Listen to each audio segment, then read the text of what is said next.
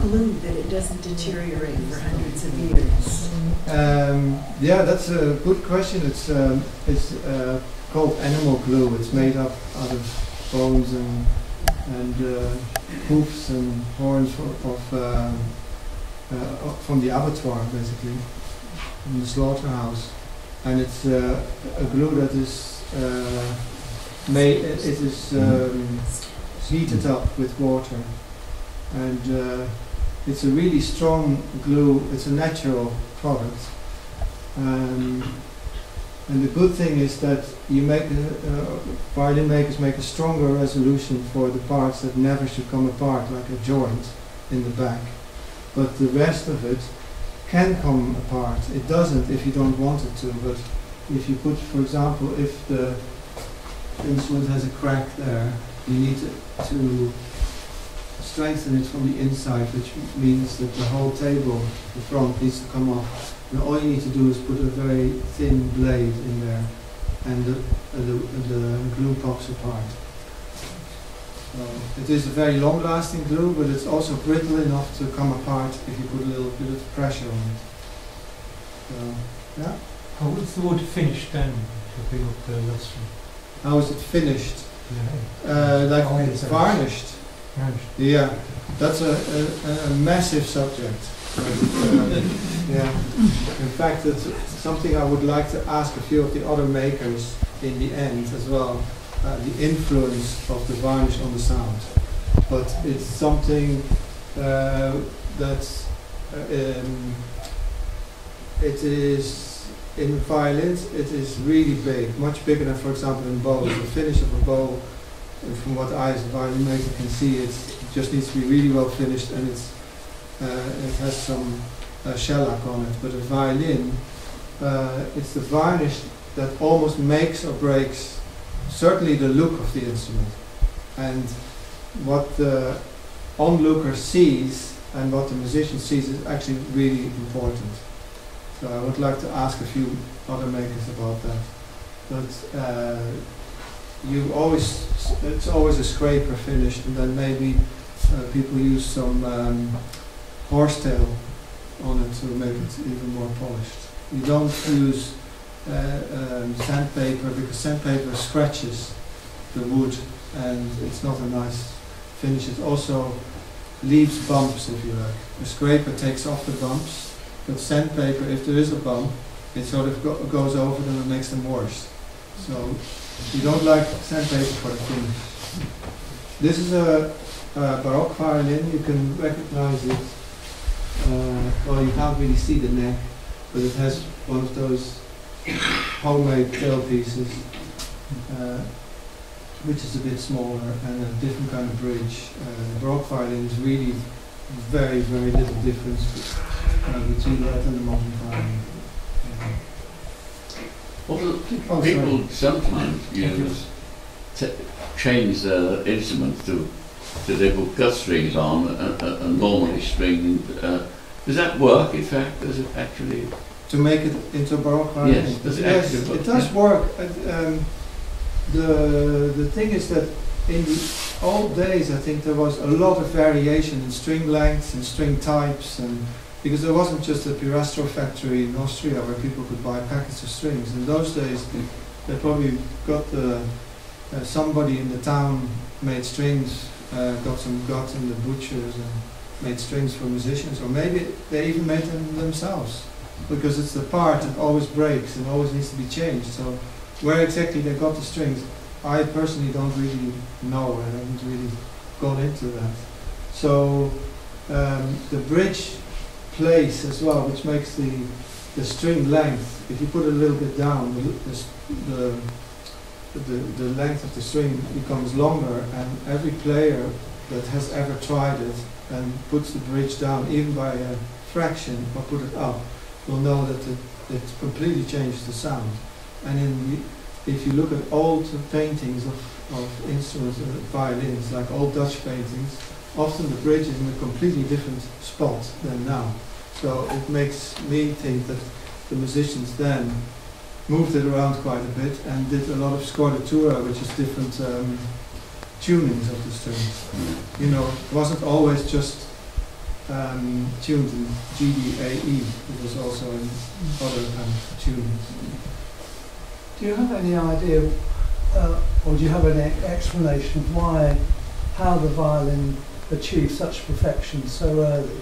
I mean, there's an Andrea Marti 1564 violin in a museum near Rhinebeck, and I look at it quite a lot. And I'm amazed that the design is so harmonious. And how did he achieve that in 1564? Yeah. And people haven't really haven't improved on it. No, they haven't. That's the thing. It's a very good question, and it's actually what it's all about. That in the 16th century, that instrument was brought to. Well, it was made into the blank canvas that people have been using ever since, and everybody has done their own thing with it. I think it's a very good question, and it started in that time, and of course Stradivarius and Guarneri's, the whole family, they did their own thing with it, and they were so good at putting their own stamp and their own design and their wishes of how they wanted it to look and how they wanted it to sound, and but basically the actual instrument hasn't changed since then. It may be that it was so well liked that it really didn't need any change of the actual instrument. Did he just do it by instinct? Was he just a genius? Yes, I don't actually know. I think it was a time and a place.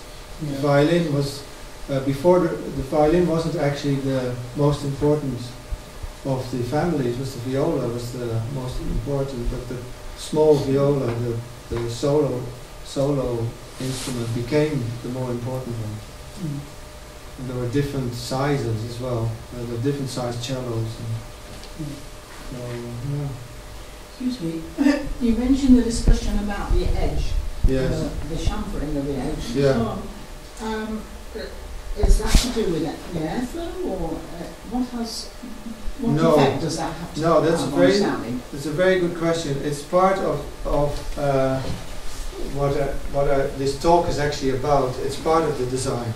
Okay. Yeah, that's part of the design. So,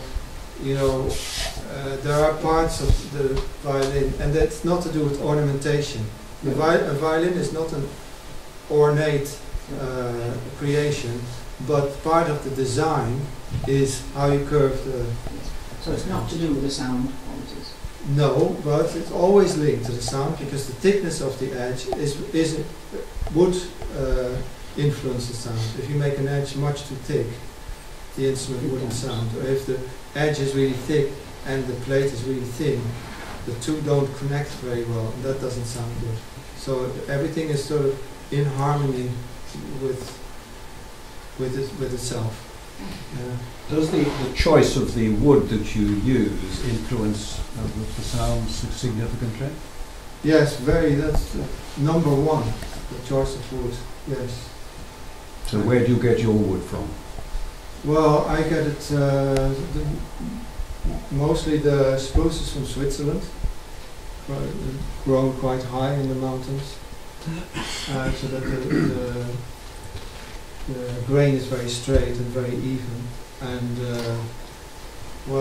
we violin makers always look for the really great wood like the Carolese makers used to use, which came from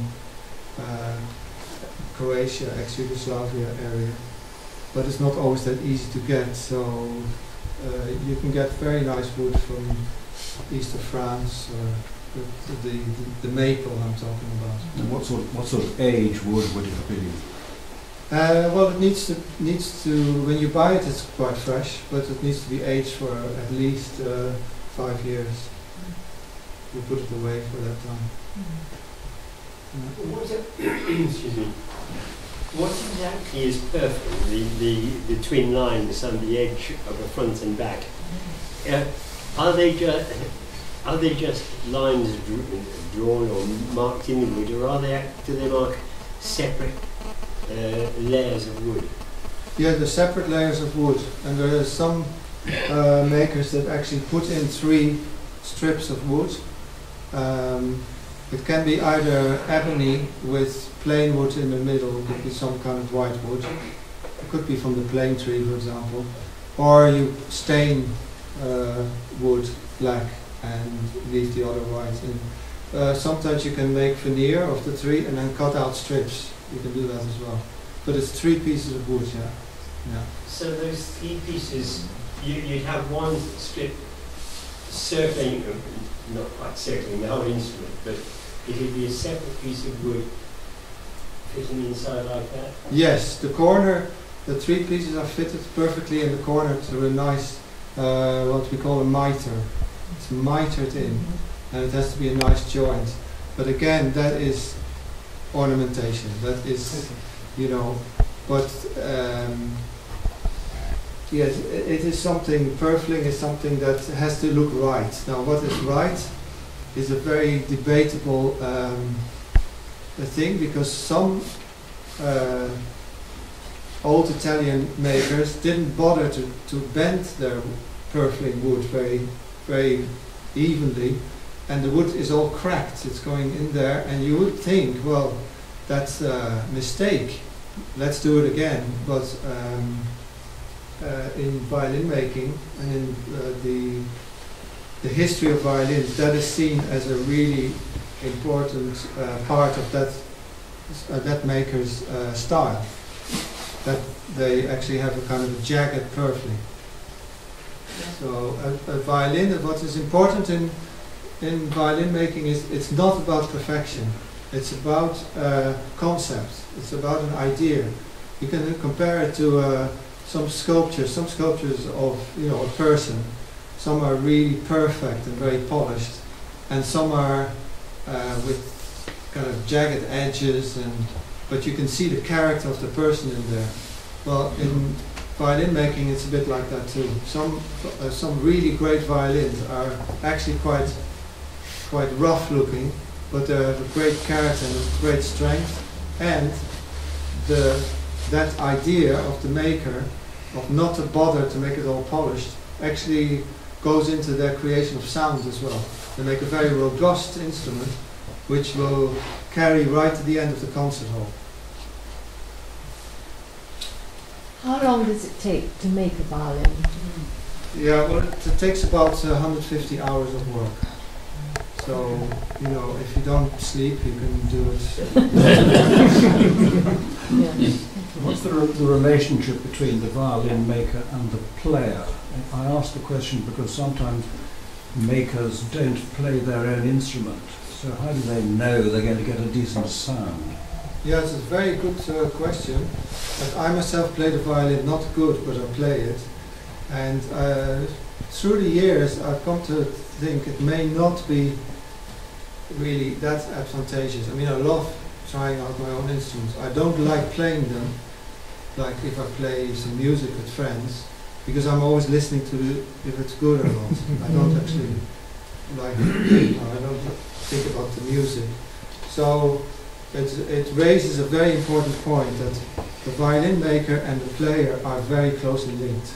They have to, one needs the other, and it's very important for the violin players, cellists, and they need us. We need them, but they also need us to work together to create that sound. Like a player wouldn't make any kind of sound if we didn't, first of all, make the instrument, but we can also adjust the instrument that they actually are playing. So it is not necessary for a violin maker to play anything, but I think they need to be sensitive to sound.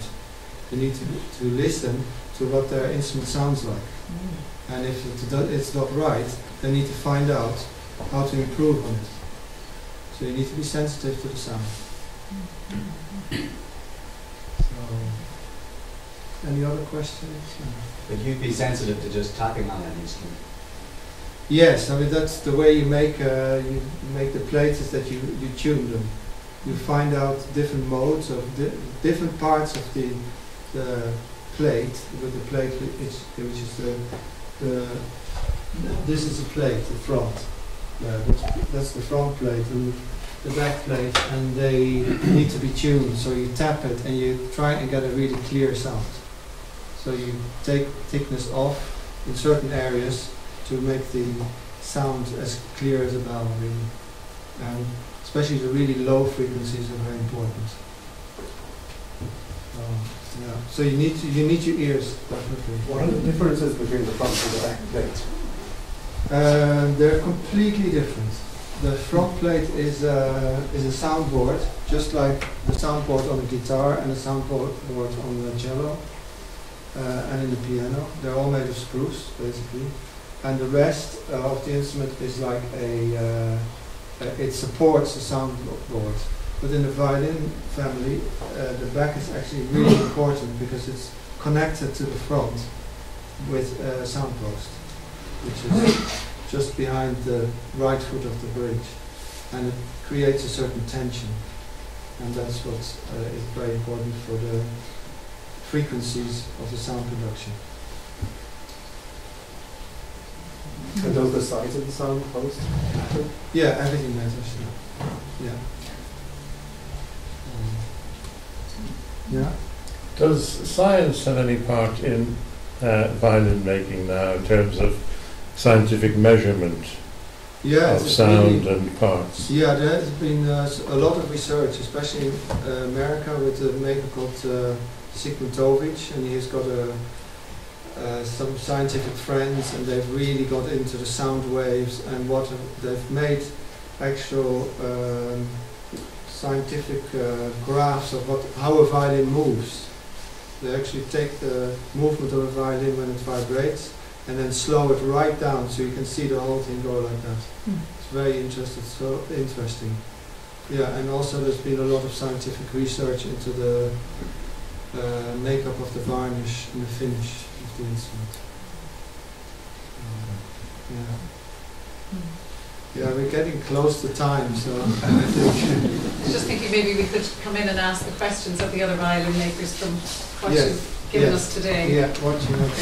Yeah, you can come in any time and ask us all the questions. Thank you very much.